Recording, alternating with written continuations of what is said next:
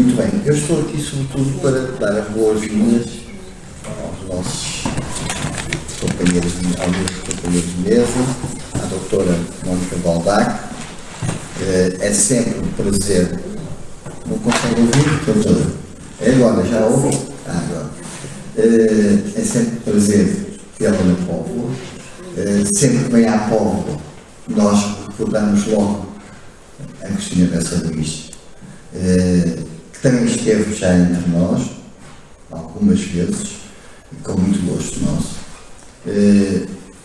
Quero dizer que o Chapéu de Fita de Voar é de facto um livro que eu acho que a Póvoa deveria indicar como o livro da Póvoa, da Cristina Bessa Luís.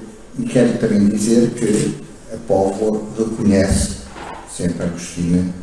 Ela também já esteve aqui nas correntes escritas, na conferência de abertura, foi das primeiras conferências e toda a assistência adorou as suas palavras.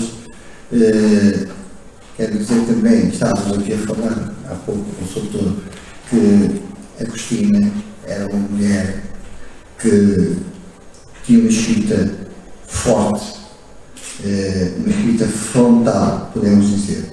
Era que nós sabia estar na vida.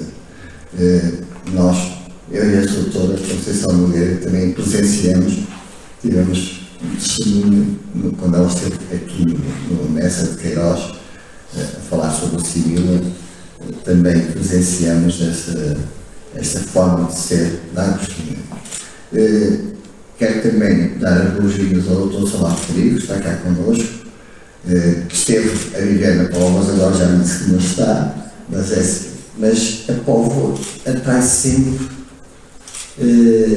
as pessoas que gostam de escrever, como a Agostina, que esteve connosco na Vila Miosótis, e atrai sempre os escritores, porque passaram muitos escritores. O Camilo também passou por aqui, e temos agora com as correntes escritas, passaram então inúmeros escritores, e também já escreveram sobre a Póvoa. Mas como a Agostina, eu acho que a Agostina era aquela idade de ouro da Agostina que ela escreveu sobre a Póvoa e a sua relação com a Póvoa, e sobre caracterizar muito bem a Póvoa, sobretudo quando ela diz que nunca viu uma cidade ou uma terra, na altura não era cidade, uma terra com tantas igrejas. E é verdade. Se contarmos, nós ainda não demos ao trabalho de contar as igrejas aqui da cidade, mas se contarmos, são inúmeras. E também nunca viu uma terra com tantas procissões. Também é verdade, porque eu vou a todas as procissões e quero dizer são muitas procissões ao longo do ano. Para além da forma como ela consegue caracterizar e descrever tão bem o nosso vento. A Póvoa tem, de facto, ventos de toda a maneira efetiva.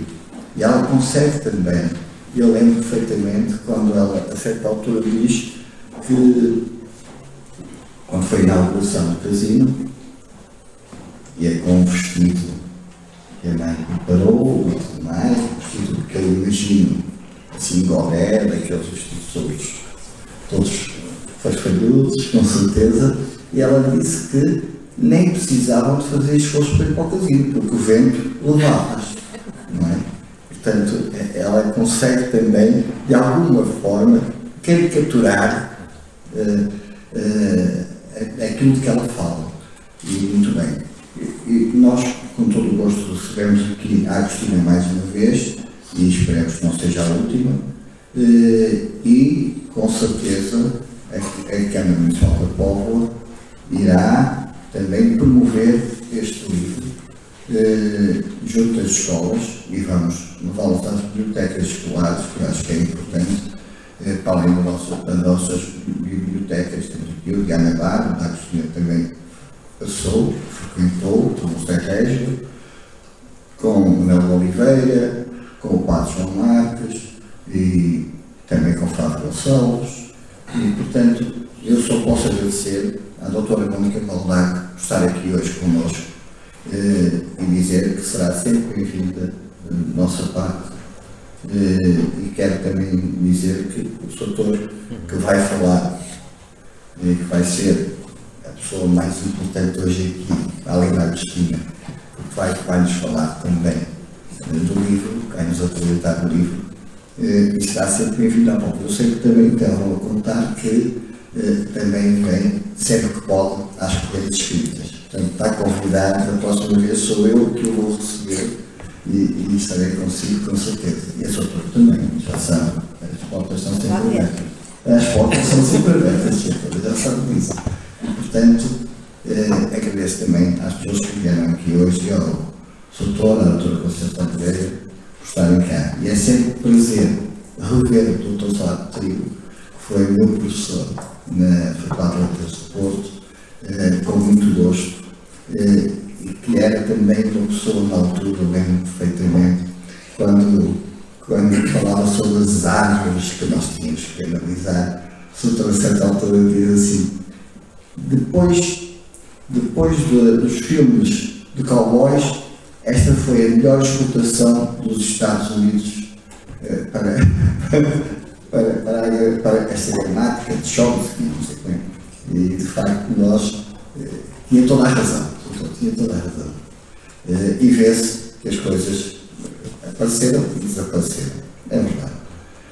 O que não desaparece é o valor das obras de Agostinho Gonçalves. Muito obrigado, doutor.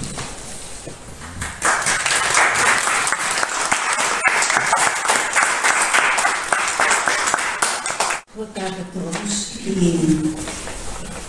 E eu falarei depois sobre o professor Cândido, mas de qualquer maneira quero começar por agradecer esta imediata abertura que tive da Câmara da Póvoa de Varzim, nomeadamente do doutor Luís Diamantino, e eu fiz muita questão de trazer aqui hoje e sempre a Agostina, primeiro porque há pontos aqui neste livro que estão dados com Póvoa, passam com Póvoa, e porque sempre ouvi de minha mãe falar da Póvoa com um especialíssimo carinho, que nem acontecia relativamente hoje no caso onde ela viveu e até casas de família. A Póvoa sempre foi um local muito, muito especial para a minha mãe. E justamente os ventos da Póvoa eram uma coisa que ela descreve magnificamente nos seus textos. E eu até eu, hoje em dia, que me estão a construir uma ponte por cima quase da casa da Agostina, que foi a última casa da Agostina, estou a pensar na Póvoa. Estou a pensar na Póvoa e vir para cá desafiar os ventos e instalar-me aqui. Acho que seria uma boa opção. Eu também gosto muito do vento. Eu vou-lhes falar um bocadinho do percurso da Agostina, mas gostaria primeiro que o Sr. Professor fizesse uma análise. Eu gosto muito de ter aqui. Saúdo todos os presentes nesta sessão, especialmente o Sr. Vereador da Câmara Municipal, o Dr. Luís Diamantino, e a nossa anfitriã, a diretora da Biblioteca, a Dra. Lourdes Adriano. Desde logo sublinho o gosto de estar na Biblioteca Municipal e na agradável companhia não só do Sr. Vereador, mas de Mónica Baldac, para falarmos da Agostina, tal como já aconteceu noutras ocasiões, desde o Alto Minho, Vila Nova de Cerveira, até um belo colóquio que tivemos na Universidade de Sorbonne, em Paris, há meses atrás. Estamos habituados a este tipo de, eu ia chamar de serviço cultural, tantas vezes num espírito de missão, enfim, promovendo graciosamente a grande literatura como a da Agostina em escolas, em bibliotecas, em universidades. Eu acho que é um serviço cultural e cívico muito relevante, sobretudo num tempo de grande ruído mediático, e de perturbação geral, em que se mistura tudo, o elevado e o baixo, o que tem qualidade e o vulgar, o clássico contemporâneo e o kitsch mais rasteiro. Acho que todos temos a missão, professores e não só, temos essa missão de ajudar a discernir, para usar uma imagem bíblica bem conhecida, o trigo do joio. Porque, em primeiro lugar, farei uma apresentação brevíssima, porque sei que há outros momentos nesta sessão. Eu creio que a publicação deste livro, com todos os contos da Agostina, é ou devia ser um grande acontecimento editorial. E porquê? Porque é um notável volume de contos com um belo título. Aliás, o título escolhido, Contos, Sonhos e Imaginações, creio que capta bem a amplitude temática deste volume, e é acompanhado de um oportuno e muito luminoso prefácio de Mónica Baldac, que conhece a obra de Agostina como poucos, naturalmente. Mas também porque é um volume que requer um apreciável trabalho de recolha dos contos da autora, e quem trabalha nesta área dos estudos literários sabe bem o tempo, o discernimento que é necessário para fazer um trabalho desta natureza, e aquela tábua final que nos informa a proveniência dos vários contos, a publicação original de cada um dos contos, dá uma pálida ideia desse trabalho que está por trás de uma edição desta natureza. Mas também acho que é um grande acontecimento editorial, porque em outro país, com mais vitalidade cultural, uma publicação desta natureza teria a atenção privilegiada da comunicação, sobretudo da comunicação de natureza cultural, mas sabemos bem o rumo que as coisas vão tomando no nosso país, em que os espaços de crítica cultural, de crítica literária, estão reduzidos ao mais ínfimo, enfim, absolutamente lamentável. E deve ter, ou deveria ter, maior impacto ao nível das instituições ligadas à vida da cultura e ao meio literário. Se a Agostina estivesse aqui connosco, faria incidir a sua ironia, às vezes bem cínica, sobre o que é isso do meio literário português. Um segundo ponto, a atração pela arte do conto em Agostina Bessa Luís. O livro, agora publicado, apresenta-nos, no meu entender, um certo fascínio de Agostina Bessa Luís pela arte do conto. Desde logo pela quantidade apreciável de contos que aqui são publicados e pela sua elevada qualidade literária, está fora de questão. De facto, a escritora começa a publicar os primeiros contos em finais da década de 40, 48, não é? E acompanha a escrita do conto, acompanha durante toda a sua obra. E é profundamente injusto, isso acontece com outros escritores, que a preponderância do romance como género maior na cena literária muitas vezes deixa na sombra a escrita contística. Isso acontece com outros escritores, e no caso da Agostina, creio que este livro tem uma nobre função de resgatar essa obra que, além dos contos impopulares, o leitor comum poderia não ter a noção da quantidade de contos que Agostina nos legou.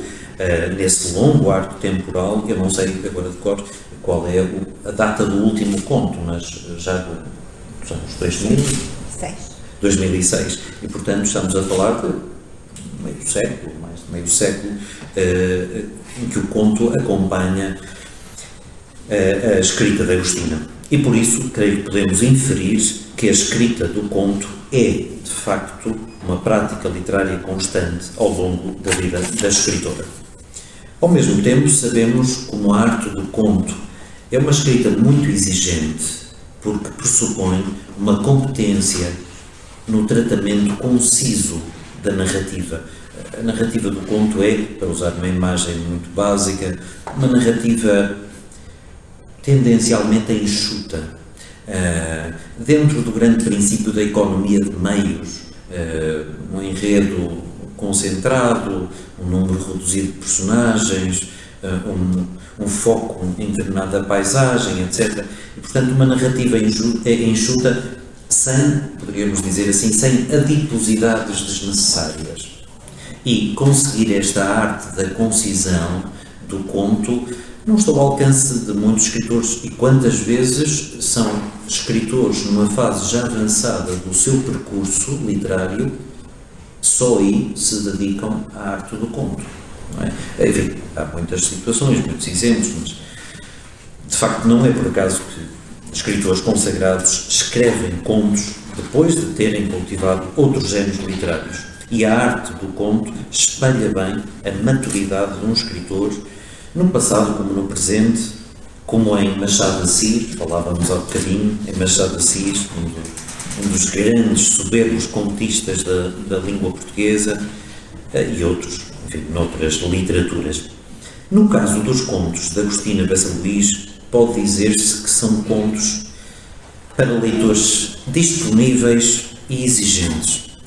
Disponíveis para serem surpreendidos por uma escrita exímia, provocadora, inteligente. E são contos também exigentes no sentido de que não se contentam com, nem se confundem, obviamente, com qualquer mediania ou qualquer subproduto pretensamente literário. Antes, desejam ser, esses leitores, desafiados para uma escrita de elevada feitura estética e de surpreendente imaginação. De facto, estamos diante de um belíssimo volume de contos que surpreende, desafia, provoca, enriquece e leva um leitor disposto a uma viagem pela grande literatura e pelo exemplar uso da língua portuguesa. E acho que isso é dizer muito. Há algumas dominantes temáticas. Na brevidade desta apresentação, o que dizer ao nível de certas tendências temáticas destes contos, de que nos falam e como se constroem diante dos olhos dos leitores estas narrativas breves. Como o seu amado Camilo, Agostina poderia provocar-nos dizendo que não sabia o que era verdadeiramente o género do conto, como aquele intitulado Embarque para Brindisi, ou que não tinha a certeza de que todas estas narrativas seriam contos. Isto é apenas uma suposição de leitor que conhece um pouco a postura, tantas vezes desconcertante, de Agostina. Em todo caso, essas possíveis interrogações em nada diminuem a enorme riqueza dos contos reunidos neste volume. Desde logo, do ponto de vista da sua dimensão, a mim, como leitor e como professor de literatura, fico surpreendido com o facto destes contos apresentarem uma dimensão e uma estrutura muito variadas. Muito variadas. Tanto podemos ter um belo conto bastante curto, de uma página e meia. O mais expressivo é tentar, numa leitura demorada e saboreada, inteligente e analítica, na diversidade dessas tendências temáticas que perpassam por estes contos, como bem sugerido pelo perspicaz prefácio de Mónica Baldac.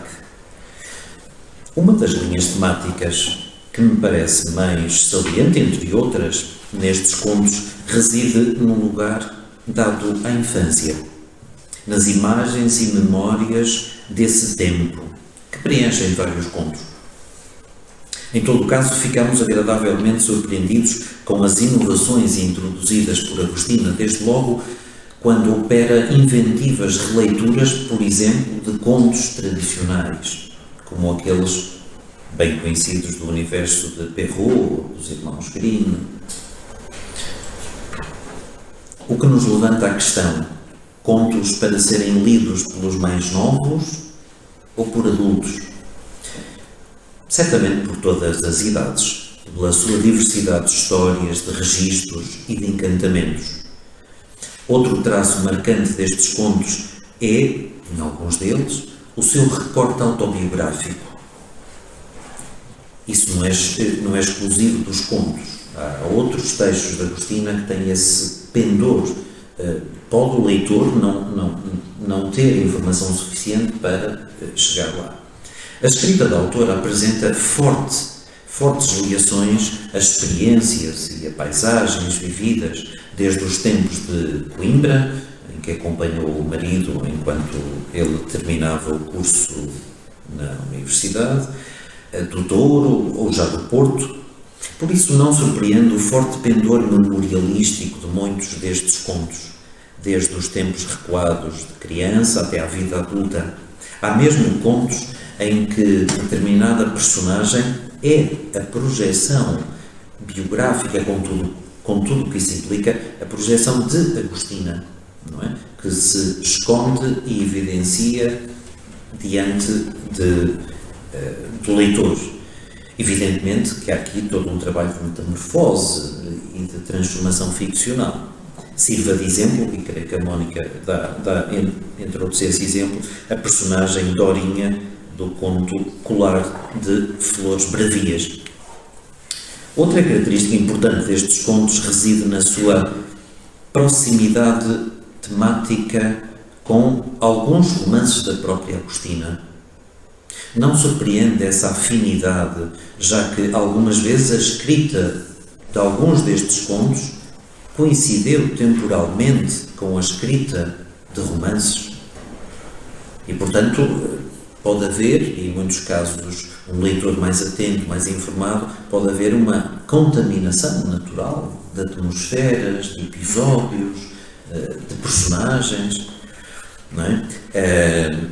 O que comprova a existência de temas, no meu entender, de temas obsessivos na obra literária de Agostina, quer no conto, quer no romance, quer em textos de crónicas, por exemplo, e de um saudável e compreensível efeito de entrelaçamento de géneros. Em alguns contos, a engenhosidade de Agostina conduz o leitor a ler um conto dentro do próprio conto, numa estrutura de encaixe que os franceses designam, em certas situações a designação é correta, de mise en abîme, feito às vezes quase de espelho. Técnica narrativa de entrelaçamento de histórias e ao mesmo tempo de sedução do leitor, assim conduzido de história em história, num encantamento a lembrar a sedução das narrativas das Mil e Uma Noites, com a Sherazade a ler para suspender a morte e viver a vida, estar viva. Ao mesmo tempo, vários destes contos de Agostina apresentam incursões no domínio do sonho, do fantástico. Mónica Baldac destacou justamente no prefácio uma famosa frase de Shakespeare que Agostina cita: nós somos feitos da matéria dos sonhos. Mas também incursões nos territórios do mistério e até do policial. Agostina também se aventurou nestes domínios aparentemente tão estranhos ao seu universo. Nas mãos de uma escritora de gênio como Agostina, ainda recentemente, Mário Cláudio dizia que se tivesse que escolher dois escritores absolutamente geniais da literatura portuguesa contemporânea, não hesitava em apontar os nomes de Agostina Bessa Luís e de António Lobo Antunes. Sem mais. Assim de forma assertiva. Nas mãos de uma escritora de gênio como Agostina Bessa Luís, a ficção ultrapassa a realidade enquanto mergulho no cotidiano, na verdade e na alma humana. Cada um destes domínios que referi antes, o sonho, o fantástico, o mistério, cada um destes subdomínios comporta desafios consideráveis. Ora, estas temáticas só demonstram a enorme paleta da temática dos contos de Agostina. Entre muitos outros traços, o leitor destes contos será também surpreendido por uma tendência marcante da escrita de Agostina. A tendência para, isto é quase um lugar comum da crítica, para a frase, aquela frase aforismática, lapidar, afirmações que fazem pensar, que provocam a reflexão. Lembro-me de convidarmos a Agostina para ir à Universidade Católica e de alguém lhe perguntar, perante 2 ou 3 exemplos desse tipo de frases, perguntar a Agostina, mas olha, algumas das tuas frases são difíceis o que é que acha que significam? Resposta desconcertante da Agostina: sei lá. Nunca mais, eu era aluno, nunca mais me esqueci desse tipo E há frases absolutamente memoráveis, verdadeiras pérolas de inteligência, de humor, até no mais simples contos. Estou-me a lembrar de um pequeno conto, o João Pequeno. De repente aparecem afirmações que o leitor tem de parar, repetir a leitura e tentar captar o sentido daquela frase reflexiva, porque com muita frequência, não vou entrar noutros detalhes, os contos de Agostina têm vozes narrativas que não se cingem à narração, ao ato de narrar.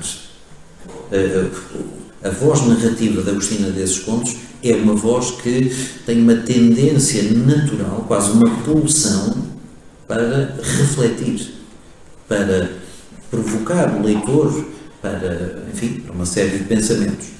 Relacionadamente, pode e deve fascinar o leitor o riso inteligente de Agostina em muitos dos contos, a tendência para ditos de humor, para frases graciosas, provocadoras.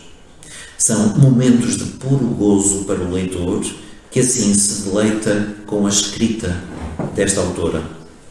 Finalmente, vários dos contos de Agostina, tenham ou não referências de caráter histórico, contextual, cultural, pressentimos, pelo menos assim o leio, e creio que Mónica Baltac também se refere a isso no prefácio, pressentimos em muitas destas narrativas histórias sem tempo. Os estudos literários às vezes usam um termo banal, mas são histórias ucrónicas, com o prefixo, com esse sentido de negação, como se estivessem fora do tempo, num tempo imemorial. Acho que tenho a tendência para ler alguns desses contos à imagem de narrativas bíblicas, que é declaradamente uma das grandes e assumidas fontes de inspiração de Agostina Bessa Luís. Termino com um convite sentido e expectável.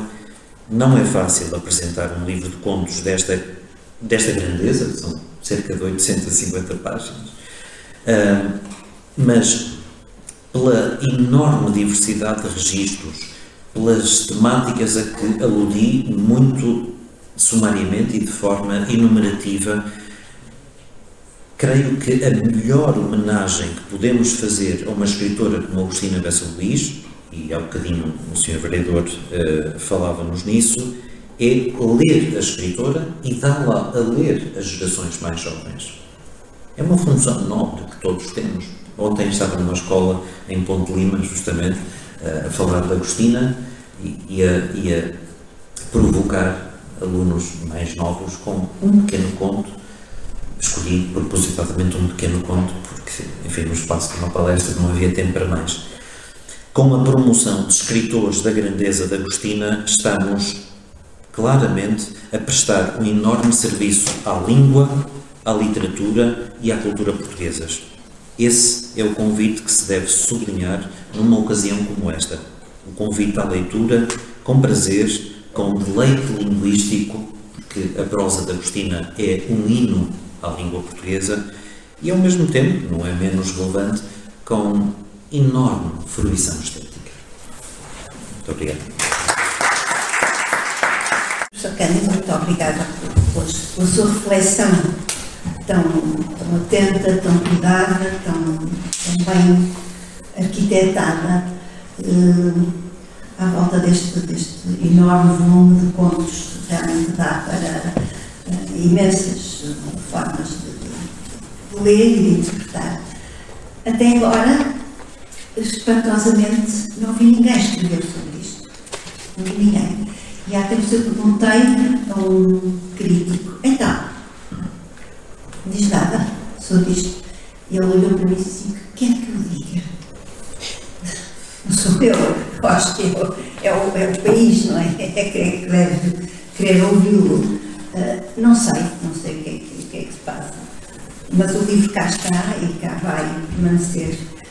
E eu não digo por circunstância, mas quero que saibam que é com um gosto, já o disse, muito especial que venho aqui hoje com esta tarefa tão honrosa de apresentar neste espaço, nesta terra, este livro saído há pouco, dos contos, sonhos e imaginações de minha mãe, trazendo aqui a palavra e o sentimento da Agostina, que está aqui. Este livro é uma compilação que acreditamos seja exaustiva.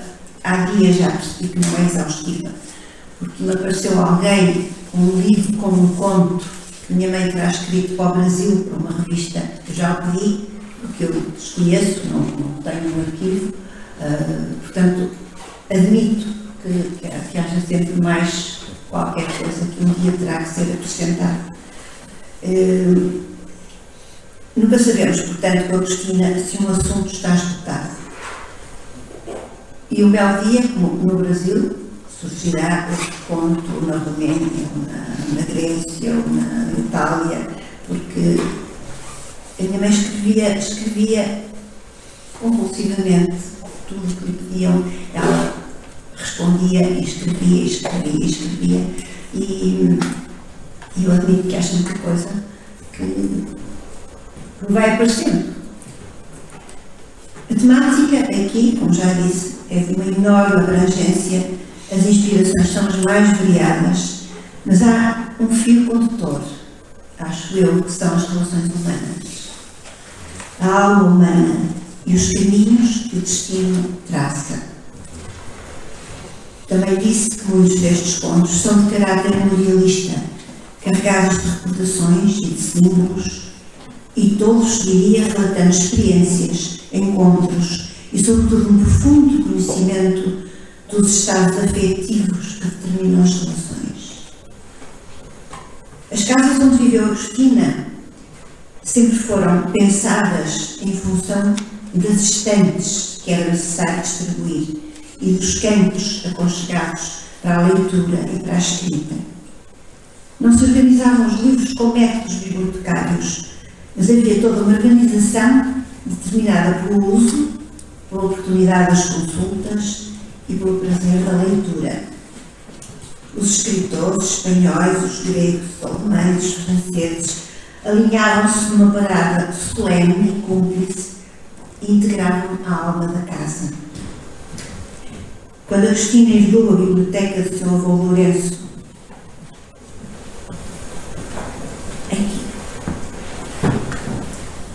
que andou anos silenciada no salão de uma quinta desabitada e se comoveu-a, muito poucas coisas a comoviam. Este é um desenho meu para um dos livros da Agostina, justamente para o Vento, a Areia e Amoras Bravas. O avô da Agostina, o avô Lourenço, foi a primeira biblioteca com que Agostina se deparou. Muito variada, em várias línguas, em latim, em inglês, em português, e com as mais variadas temáticas.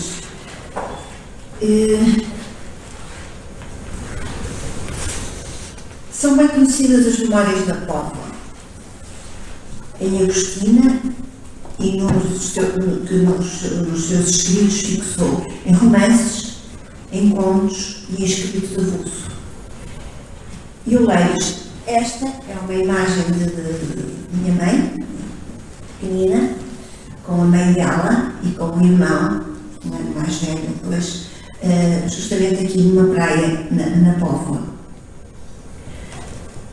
Eu vou pedir para ser lido um texto muito belo, desconhecido, chamado A Sala das Cerejeiras.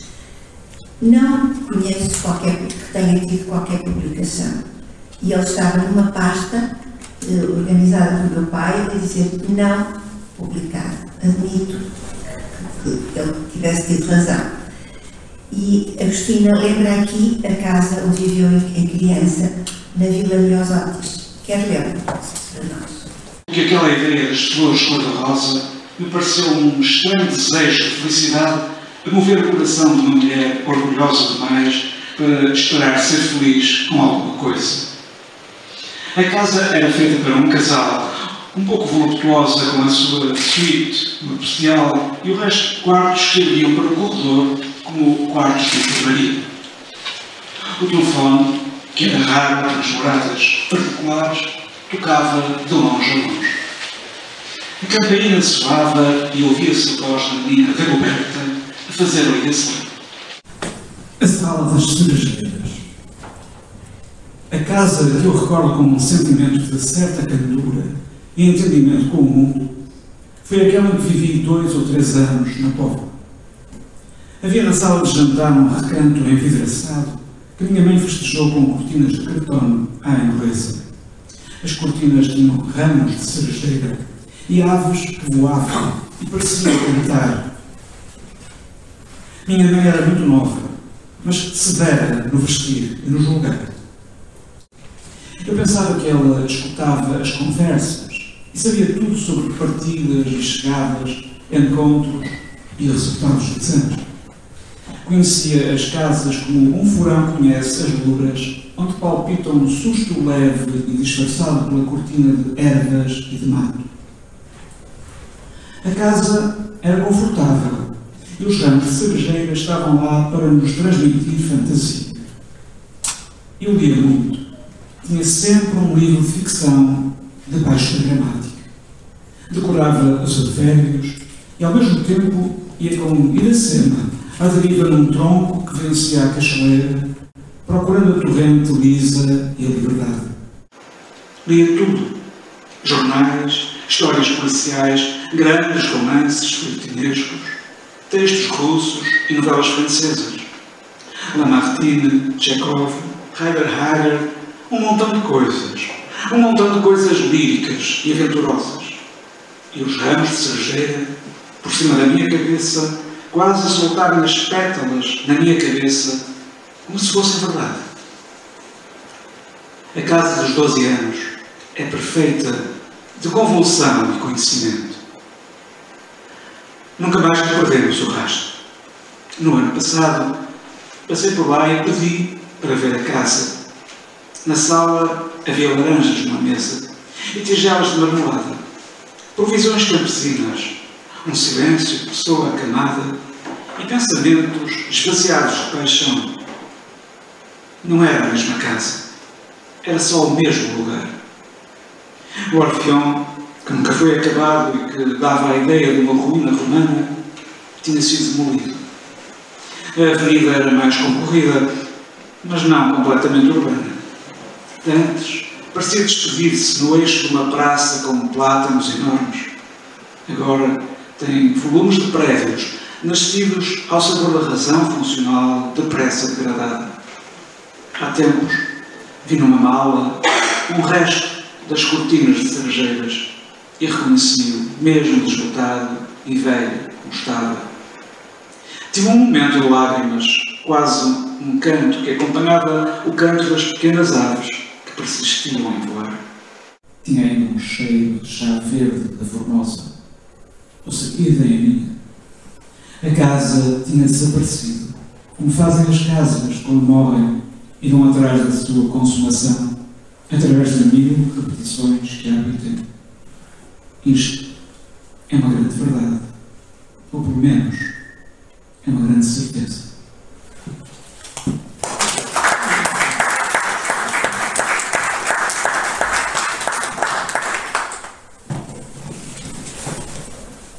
Cristina viveu aqui um tempo de uma infância feliz, que deixou marcas para toda a vida e correspondeu à descoberta do exercício cotidiano das relações humanas.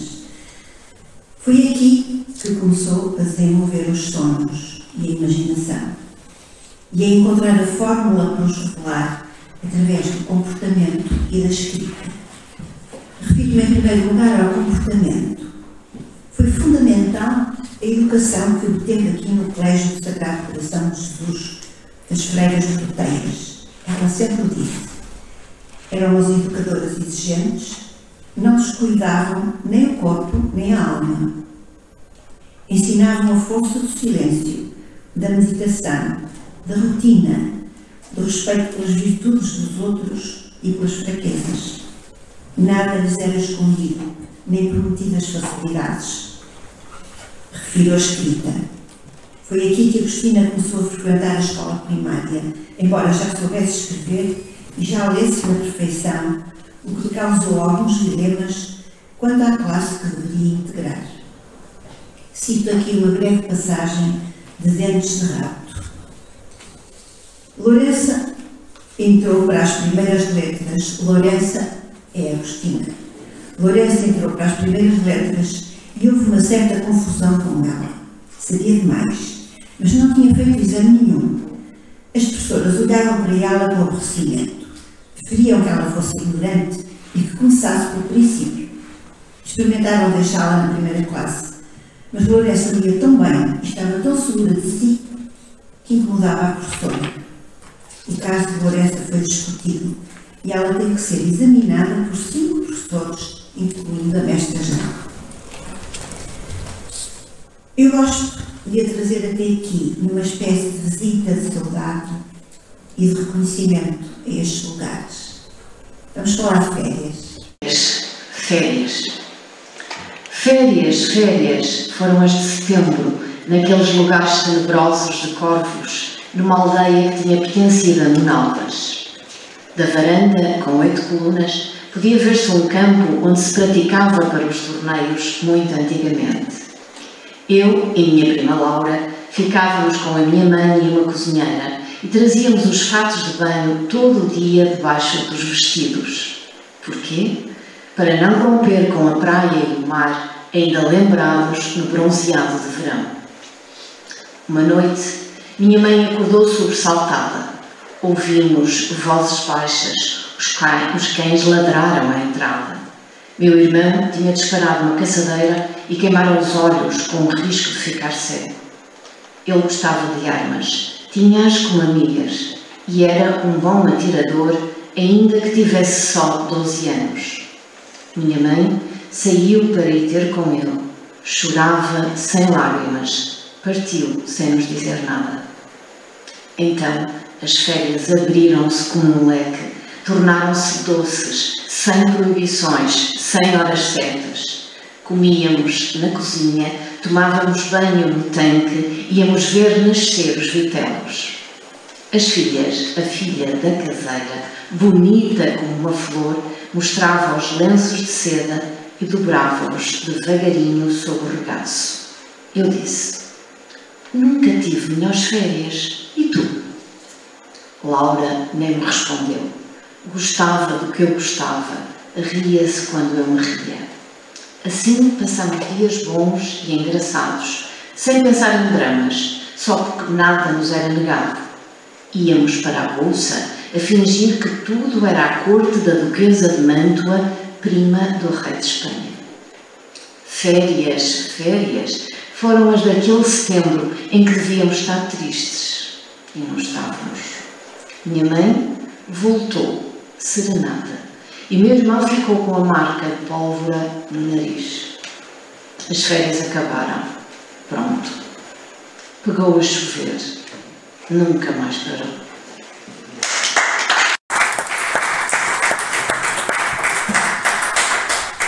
Esta casa era a Quinta de Cavaleiros que meu avô comprou quando vivia na Póvoa, justamente. Era uma quinta. O meu avô era um jogador e quando ganhava dinheiro fazia o que apetecia e comprava quintas, comprava, enfim, tudo na altura desse mais prazer. Mas nunca foi muito. Eu ainda me lembro, portanto, ela esteve na família muitos anos, ainda me lembro de falar: temos que ir a Cavaleiros, temos que ver como é que está a casa. Mas eu nunca lá fui, só lá fui agora, que está num estado perfeitamente miserável. É aquilo de como.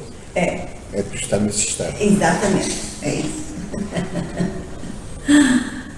Embora pertença a uma pessoa que deveria ter atenção. Tem sim. O centenário do nascimento de Agostina Bessa Luís acabou de se celebrar no ano passado, mas o seu tempo continua a contar, porque a sua obra tem todo o tempo do mundo à sua frente. E novas formas de a ler, de a interpretar, de a conhecer, acontecem todos os dias, surpreendem-me em cada sessão a que assisto e nas leituras que faço. Se Agostina é uma escritora conotada com o Porto, porque ele viveu e ele escreveu, e tanto sobre a sua gente, as suas histórias, a sua história, é também uma escritora do mundo, porque o habitou, o percorreu como viajante e sobre ele refletiu e escreveu. Temos aqui duas. Se eu trouxesse aqui as fotografias das viagens da minha mãe, não saíamos daqui nos próximos tempos. São duas fotografias de duas viagens muito particulares que a minha mãe teve um grande gosto de fazer, que foi a Israel e a Verona. E neste livro encontramos contos inspirados nestas viagens, nos encontros que teve e nas descobertas que esses encontros proporcionaram. Um escritor começa por escrever sobre aquilo que conhece e, ao refletir sobre aquilo que se vê e se conhece, desenvolve-se a imaginação. E a imaginação transporta-nos para o sonho. Contos, sonhos e imaginações definem bem o que foi a vida de Agostina.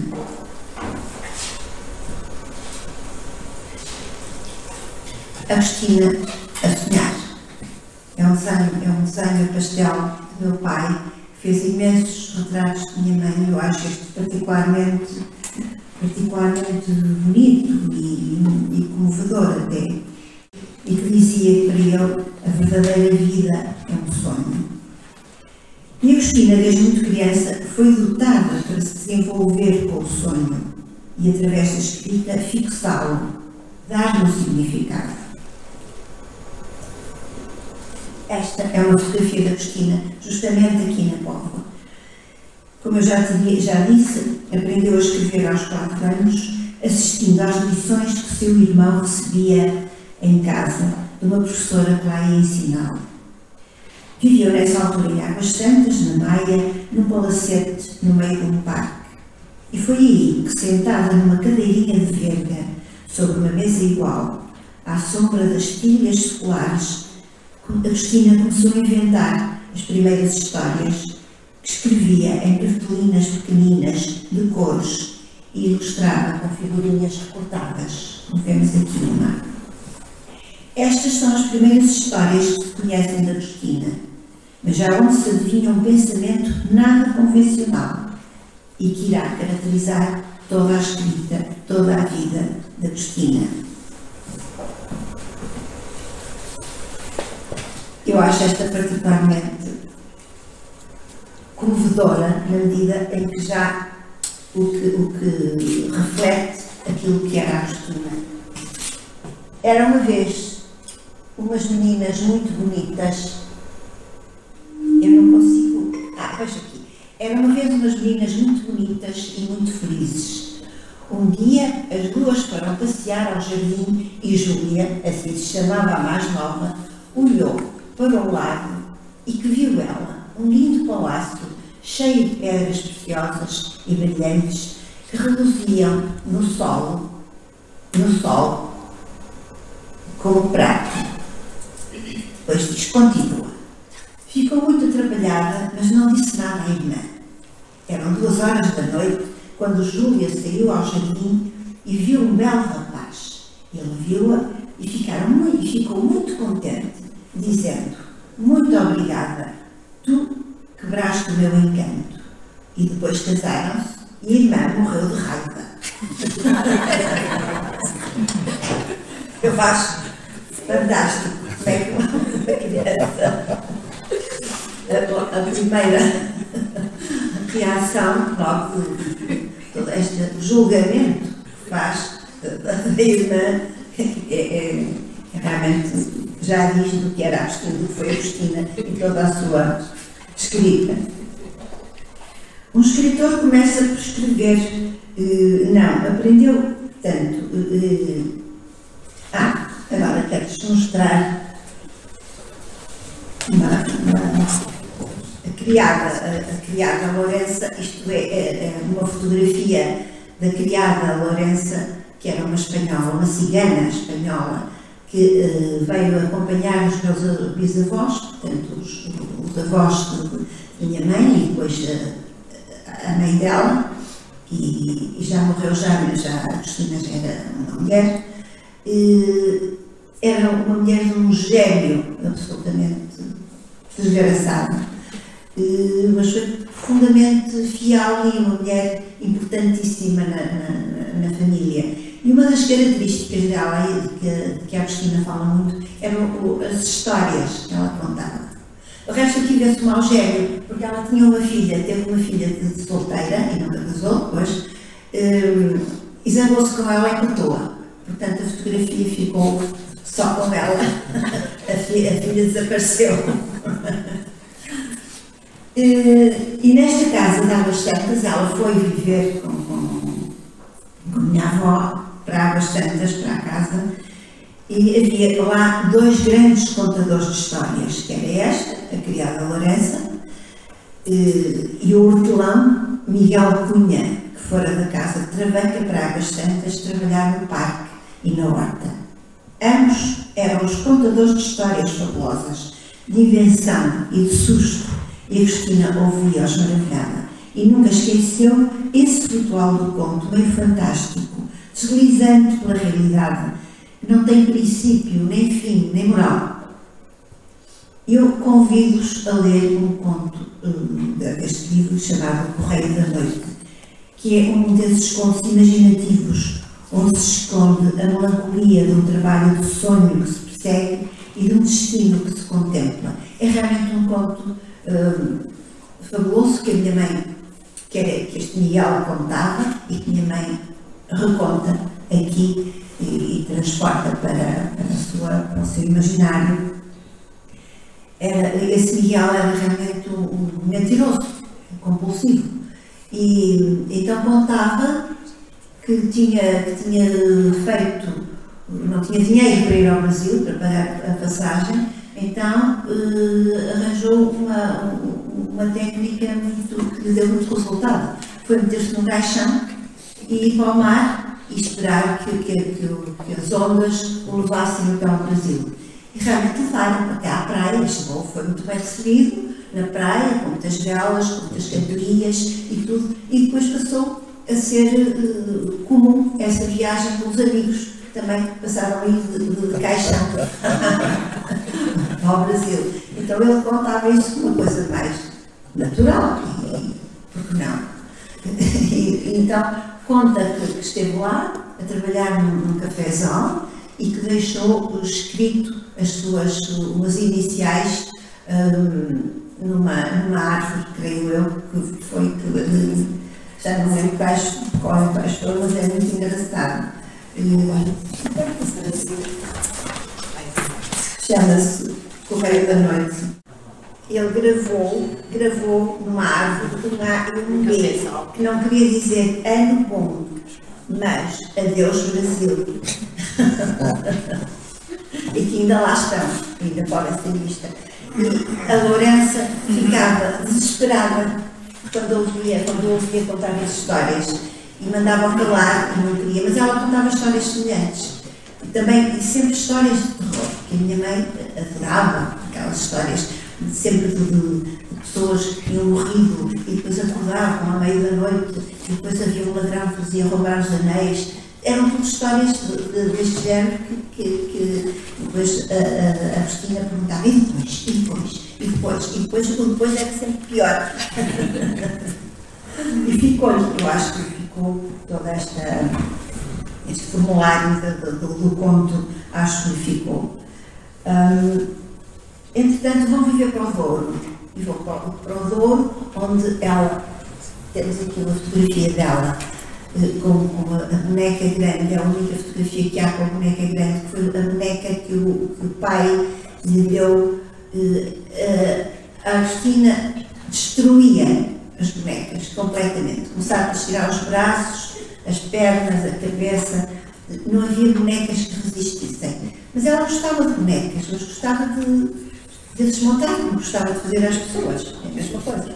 O princípio é o mesmo. E quando fez a quarta classe, o pai deu uma boneca tão grande, que ela não conseguiu realmente desmontá-la. É uma boneca que tem, como vê, tem quase o tamanho, tem mesmo o tamanho de uma criança. E essa ainda persiste lá em casa, ainda sobreviveu. Mais tarde, e porque vai mudando de casa com frequência, foi sempre uma característica da família mudar de casa. E já viveu no Douro, na casa de família, que também durou mais tempo. Agostina, com 15 anos, aqui tem 15 anos, escreve contos que mostra à família. Todos a aplaudem e dizem que ela devia escrever contos para crianças. Ora, essa não era bem a sua tendência. E começa a procurar em tudo o que a rodeava a inspiração e a perceber que a realidade ultrapassa a ficção. A preocupação da Agostina em perceber, em tentar entender onde vai buscar a inspiração, também aparece aí em alguns primeiros contos. E ela acaba por descobrir que a inspiração está à volta dela, está em tudo o que está à nossa volta. São os outros, somos nós, é a paisagem, são os acontecimentos de rotina, de uma vida doméstica. A inspiração vai-se buscar a todo lado. Cada coisa viva, mesmo a mais ínfima, quer seja uma criança, um cão, uma formiga de que ela fala aí, uma borboleta, um pardal, uma flor, um homem, uma casa, uma árvore, uma rua, um rato, uma nuvem, uma montanha, uma folha, até um pedaço de papel atirado ao chão. Sobre todas as coisas, Agostina tem um olhar vigilante e devotado. E os seus contos aqui provam bem. É este o tempo da experimentação. Perdem-se muitos desses contos, estou convencida. Há romances que ficam por acabar, até que começa a publicar num ou noutro jornal. Quem publica, quem escreve é a Agostina, quem dá a cara é o marido. E como eles tinham casado há pouco e precisavam de dinheiro, porque não tinham grande, o meu pai ainda estudava, concorriam aos Jogos Florais, mas só podiam concorrer estudantes da universidade. A minha mãe não era estudante, não podia, portanto escrevia, e era o meu pai que, isto é o Quando Calma, que vive em Coimbra, e aqui é o meu pai calmamente a receber os louros, a receber os prémios dos jogos, do conto escrito pela minha mãe. E sobre os Jogos Florais, reflete a Agostina assim mais tarde. Os Jogos Florais foram sempre a minha debilidade. Na juventude eu era concorrente muito fiel, talvez porque há ritmo de um jogo nesses certames, parecia-me apaixonante desafiar um júri, influir no seu critério e gosto, perceber os fracos e as sinuosidades, convertê-lo num aliado. Não era o mero concurso literário que me interessava, ou o seu convite e glória local, ou o seu pequeno lucro formal. Era sobretudo o comando de uma situação de facto. As obras que eu desconhecia e que eu tinha que abolir, sem rivalidade, só pela simples autoridade da minha obra. E é com os contos populares, ilustrados pelo marido, que começa a tomar um formato sólido, o conto, com estrutura e como cadência num processo reflexivo. Isto é um manuscrito, depois o dativo ao escrito, de um dos contos destes primeiros contos impopulares. Isto é um pouco para verem a letra, a caligrafia da minha mãe, e depois o meu pai passava à máquina e depois havia sempre as emendas que meu pai fazia, porque minha mãe não fazia. Escrevia e esquecia o assunto. Isto é, estão a ver, Bessa Luís, foi a forma como ela assinou. Portanto, Bessa Luís podia ser homem, podia ser mulher. E os desenhos eram do meu pai. Ele assina, Alberto Luís. Esta é uma das primeiras, é a primeira edição dos contos impopulares. Entretanto, vêm os romances, Deuses de Barro, a Sibila, Os Incuráveis, a Muralha, etc. Mas o conto está sempre presente, não apenas isoladamente, como infiltrado na sequência narrativa dos próprios romances, como já referiu. Há páginas dos seus romances que bem se podem destacar e constituir por si só um conto. Eu dou, creio que, 2 exemplos no prefácio que escrevo. Transcrevi trechos perfeitamente destacáveis e que constituem por si só uma narrativa, mas são inúmeros que aparecem na sua obra. De resto, o Eduardo Prado Coelho, que era um profundo conhecedor da Agostina e do seu método de raciocínio e de escrita, dizia, eu cito: de tempos a tempos parece que a narrativa se suspende e começa a levitar. São páginas assombrosas que sufocam o leitor.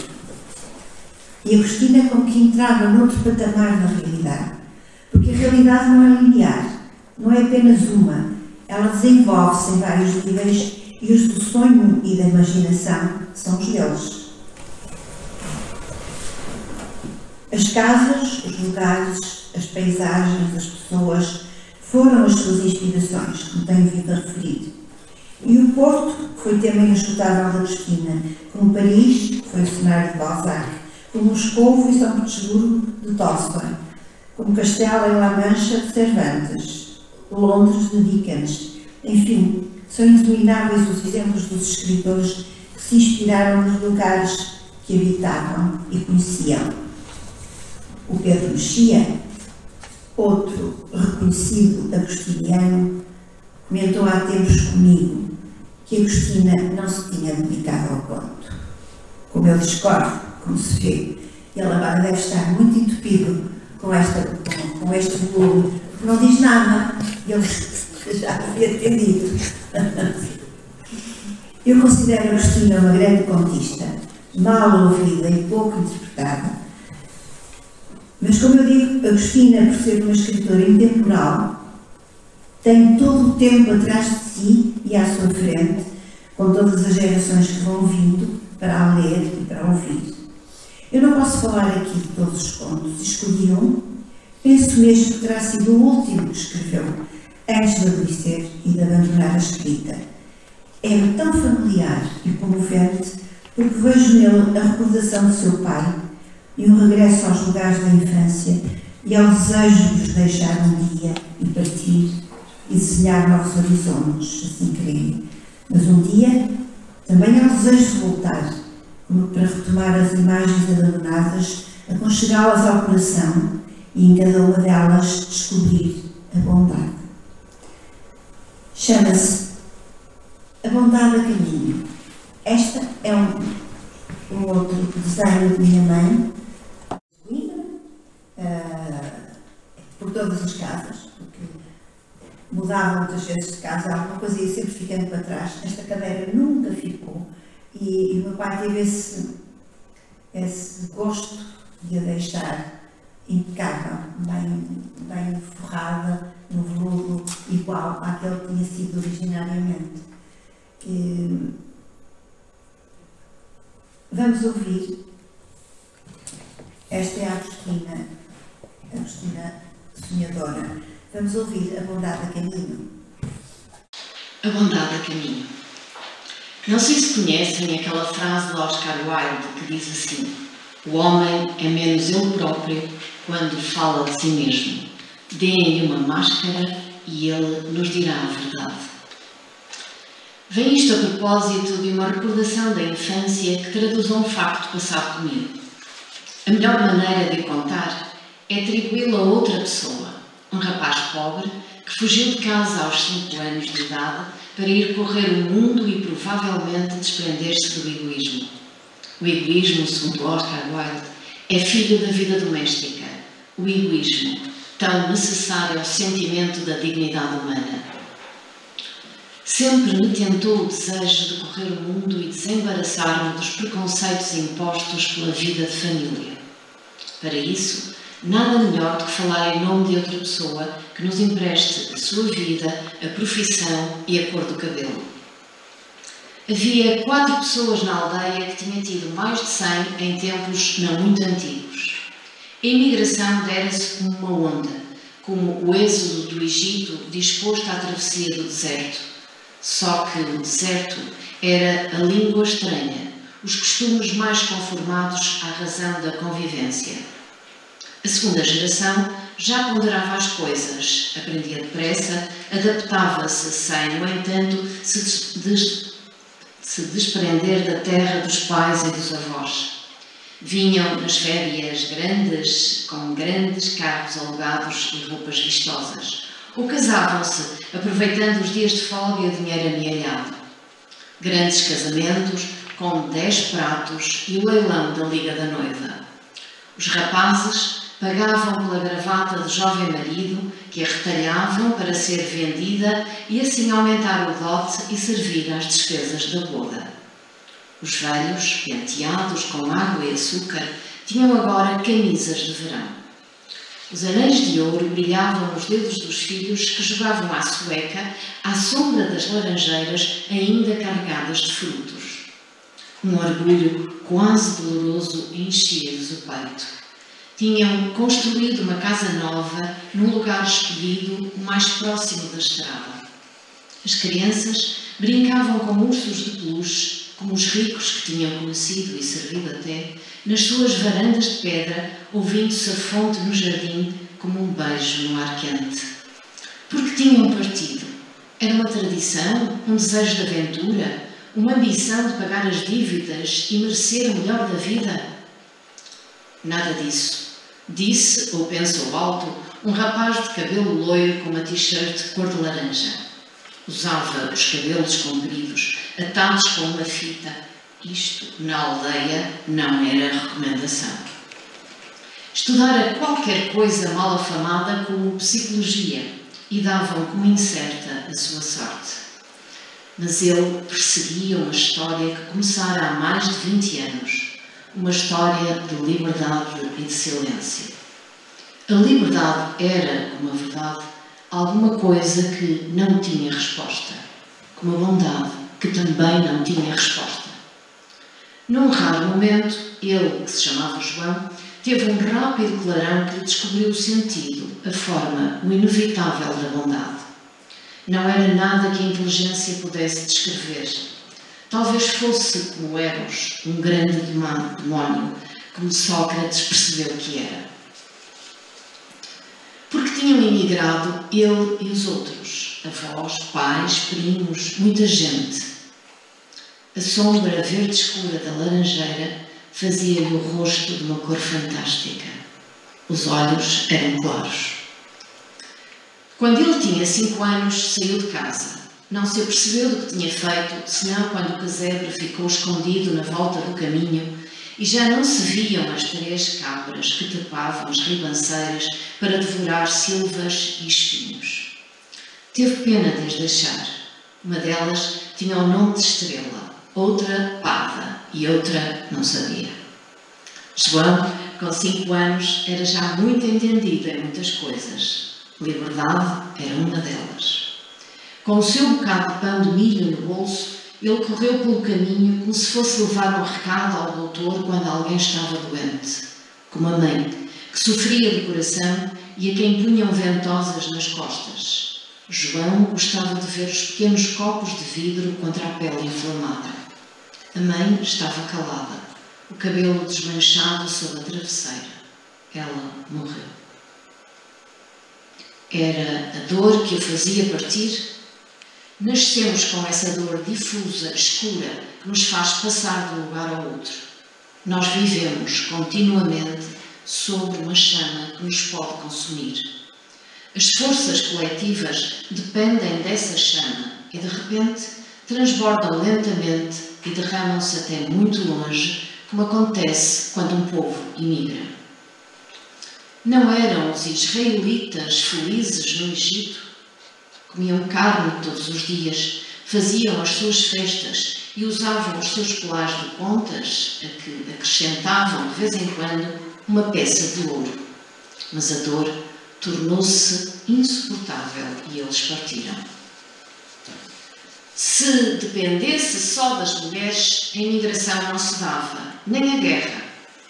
Elas estão imunes à transformação, completam-se no ato criador da maternidade. Mas o homem alimenta a dor da sua suspeita. Para que serve um homem? Só a bondade pode responder a isso, mas a bondade é o silêncio mais profundo que há. João, com 5 anos, desceu a montanha num dia de verão e durante 2 dias andou perdido ou distraído, contente por estar livre da casa e dos irmãos que o chamavam e interrompiam os seus pensamentos. Pensamentos? Seriam pensamentos? O cabelo loiro, que era então quase branco, estava colado pelo suor e ele estendeu a mão para deixar pousar nela uma joaninha preta. Eram raras as joaninhas pretas, em geral eram vermelhas. Teve o desejo de esmagar, mas a bondade impediu.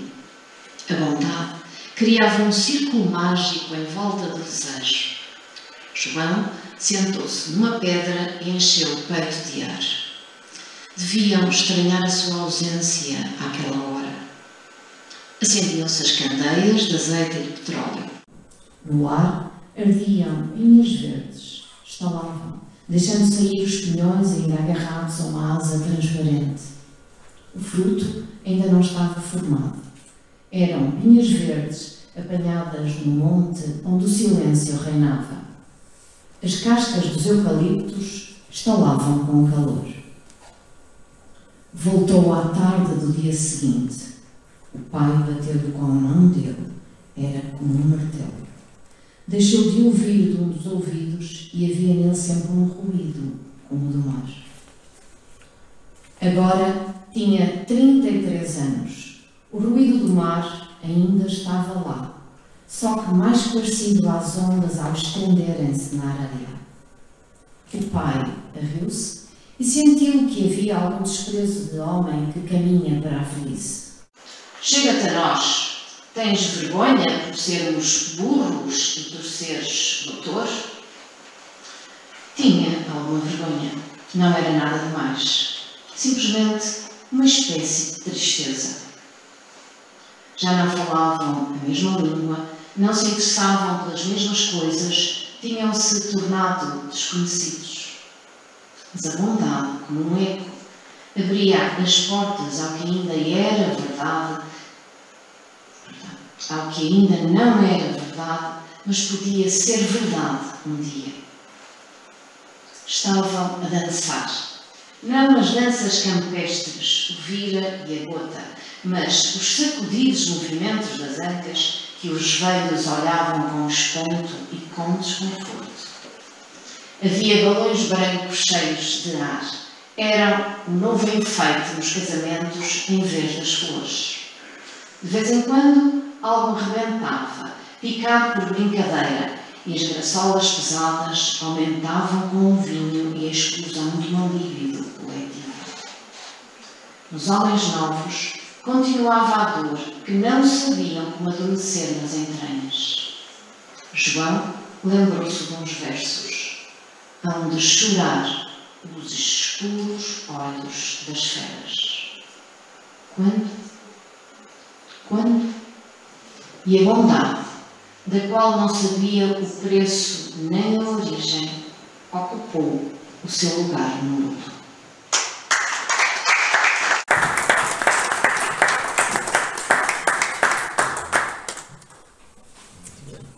Muito obrigada aos dois leitores e muito obrigada, Cândida Oliveira. E assim, Com leitores assim, até já não apetece ler, apetece ouvir. Muito obrigada a todos pela presença, pela paciência, Muito obrigado a todos. ouvirem. E espero que tenha sido útil e que Muito bom. eu fico muito contente. Muito bom.